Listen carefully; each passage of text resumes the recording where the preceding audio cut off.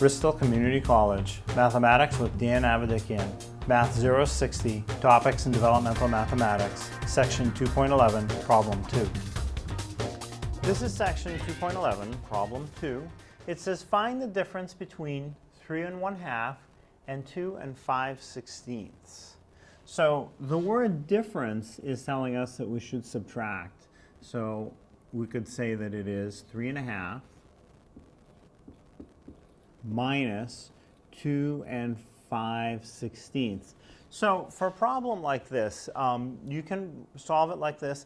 Oftentimes I prefer the vertical format of writing it. So I will write instead 3 1/2 minus 2 5/16. I feel this is a little bit easier. It'll really work either way.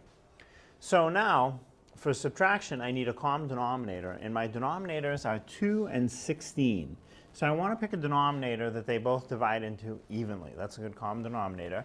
And 16 will work. 16 obviously divides into 16 evenly, and 2 will divide into 16 evenly. So my common denominator will be 16. So let's figure out what the numerators need to be. The bottom fraction is the easiest, because if the denominator stays 16, the numerator can just stay what it was. It'll stay 5.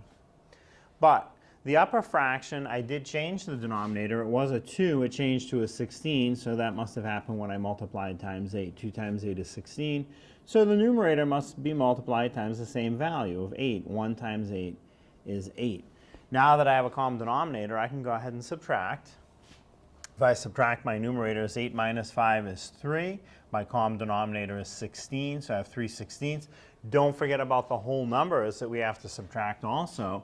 3 minus 2 is 1. So my answer is 1 3/16.